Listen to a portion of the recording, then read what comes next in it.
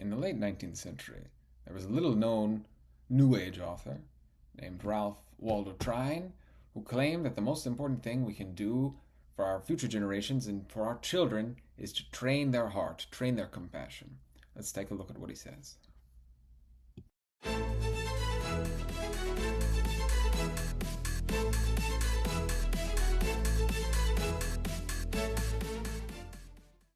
Hello everyone, welcome back to Threpticon. Today we're going to talk about Ralph Waldo Trine, whom I'm calling the heart trainer, and we'll see what that's an allusion to. So he was born in 1866 in Illinois. His first main job was as a journalist, but then he became known as a New Age or New Thought philosopher, thinker, and he wrote several books on the subject. He wrote several books on other subjects such as vegetarianism, which we'll see, veganism, and he also became a farmer. He had a farm in the Hudson Valley for many years, and he retired to a fruit farm in California. Well, it was a residence for elderly religious professionals, but he also tended to fruit trees. So during his life, he was also president of the American Humane Education Society and the Massachusetts Society for the Prevention of Cruelty to Animals. So he was very involved in the bureaucracy of these non-profit organizations, these humane organizations. As far as intellectual influences are concerned, we can count among them Christianity, probably in the first position. Also socialism, the sort of Christian socialism of that period of time.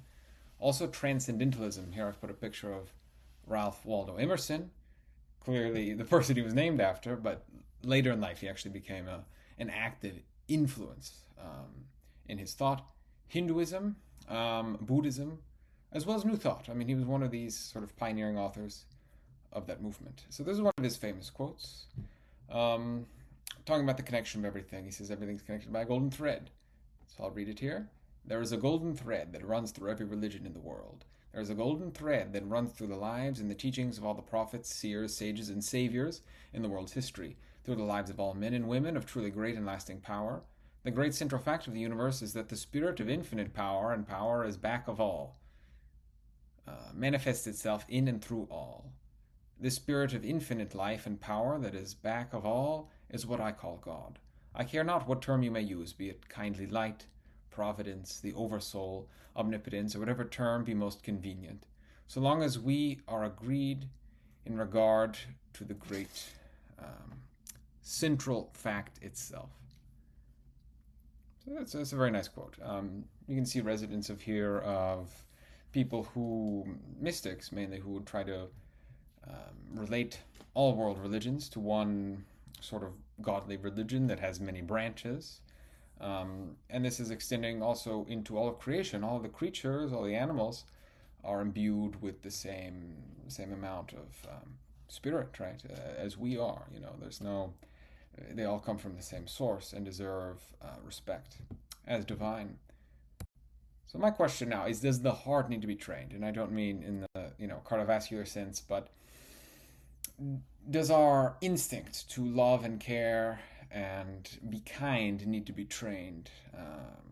Trine seems to think so, because he wrote this book, Every Living Creature, or Heart Training Through the Animal World, published in 1899. If I would sum up the book in one sentence, I would say, the most important thing is kindness to all creatures. So at the beginning of the book, he declares the tender and humane passion in the human heart is too precious a quality to allow it to be hardened or effaced by practices such as we so often indulge in. And so what are these practices? He's talking about things like eating meat, and not just, wearing leather. We'll see all these sorts of practices that involve harm to animals, to humans, to all sorts of life. So according to Trine, the true purpose of education is training of the heart towards compassion via contact with animals, contact with life, especially little children. He praises educators who have this method of taking children out into nature, sort of getting them in contact, in sensory contact with animals, teaching them that these are kind creatures that shouldn't be abused, shouldn't be taken advantage of. And he talks about it like this: it is established fact that the training of the intellect alone is not sufficient. Nothing in this world can be truer than, than that the education of the head, without the training of the heart, simply increases one's power for evil, while the education of the heart, along with the head, increases one's power for good. And this indeed is the true education. Clearly, we must begin with the child, he says. So he has this idea that you can't just sit down and open your book and read, back then, the American one-room schoolhouse, there was, three things on the curriculum, reading, writing, and arithmetic. You can't just open those books and, you learn those books and say you're done, you're educated, you're ready to go. You're ready to go out in the world. According to Trine, it's more complex than that. You have to really socialize yourself, learn how to behave around others with fairness and respect and love, right, towards creation. And he says this is something that should begin to be part of education from birth, really, but especially towards children, because they imitate the world around them. And here are the sections of the of the book. He talks about hunting, vivisection, docking, like docking tails off animals, horses in specific, cattle transport, dress and fashion. Here I've put a picture of women's fashion at that time with all these feathers that many people weren't even aware of. They didn't think, oh, a bird was killed for these feathers. Some people didn't think about that. Flesh as food, sport and war, talking about the sport of hunting and war.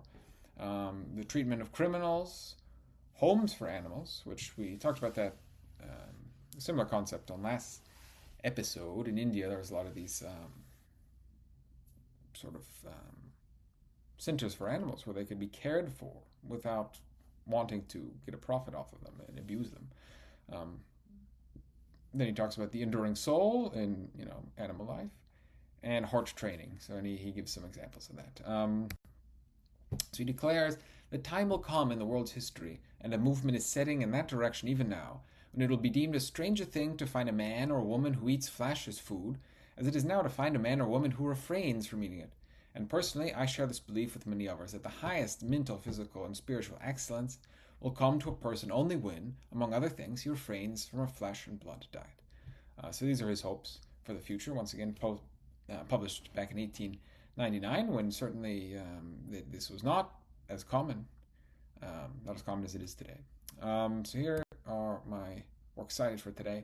My discussion question is this: should children be taught compassion at a young age? Should it be part of school curricula? Or, I guess my counter question is it something that comes about naturally that doesn't need to be trained?